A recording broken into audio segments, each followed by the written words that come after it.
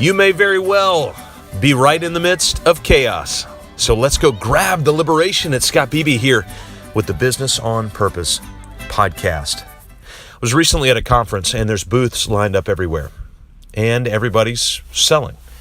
And rightfully so, they should be selling.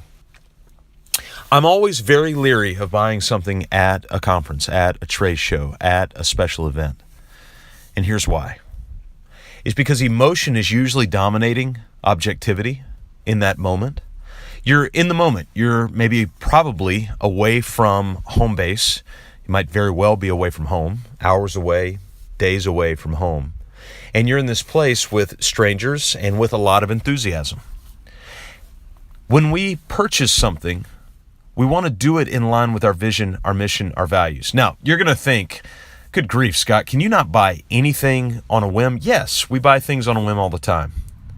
The reality is, though, when you're at a conference, usually you're buying high-ticket items, new piece of software, a new tool, a new piece of technology, whatever it might be. And there's usually a high price tag and a pretty lengthy commitment that comes with it.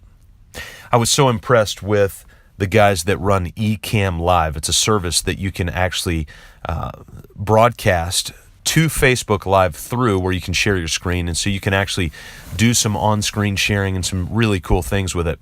And they charge a one-time fee. Go look it up. If you're doing anything on Facebook Live, you need to get it. Ecamm, E-C-A-M-M Live. And it's a $40, at the time of this recording, one-time purchase. But most of the purchases are not that way. Most of them are a higher ticket item or they're a longer term. I'm not saying you shouldn't buy them. What I am saying is that you should not buy them without some sort of process in place to be able to leverage what it is that you're buying. Can you figure out the process on the back end? Of course you can. Statistically, though, you don't. And so statistically, you buy the software, you buy the tool, you buy the piece of technology, and then it sits there and you pay your monthly fee. And so we're not stewarding our resources appropriately because we don't have a plan in place. Recently, we had a heroic small business owner. They bought into a monthly subscription of a piece of software which was going to really revolutionize their business. They're in the contracting business. And there's a lot of pieces of software like this, but they went with this particular one because others in the area have gone with this and it's worked really well.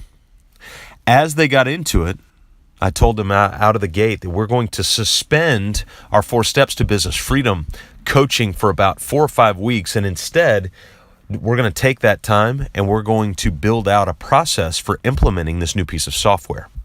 And so we have.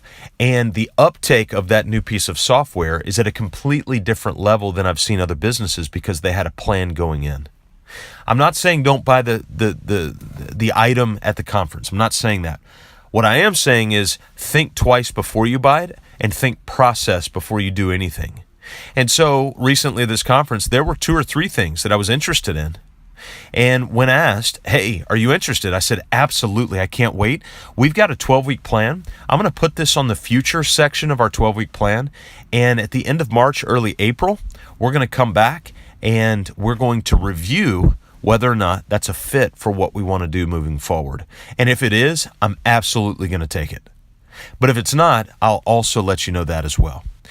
And so it gains much more respect among even these salespeople. I know they're bummed that they didn't get a sale right away, but the respect goes through the moon because they know you've got a plan. And it's the same way with your team. Hey, if you're going to buy a piece of software or technology or tool and come back and go, hey guys, guess what I got? Sometimes that's not a surprise you want to spring on your team. You want them to be involved in the decision. And so by putting that in the future section of your 12-week plan, and if you go back to one of the previous podcasts, I think it's maybe 195 or 196, we talk about goal setting, how we set goals. I talk about the 12-week plan. You can see that there. And so that's squarely where decisions like this come in. Hey, be careful to get too emotional. Don't suspend your emotion. Emotion's important. But bring it in with objectivity so that you can have sound decision making within the context of your business. Hey, enjoy that conference, by the way. See what new tools are out there. And we'll see you next time right here on the Business on Purpose podcast, mybusinessonpurpose.com/vision.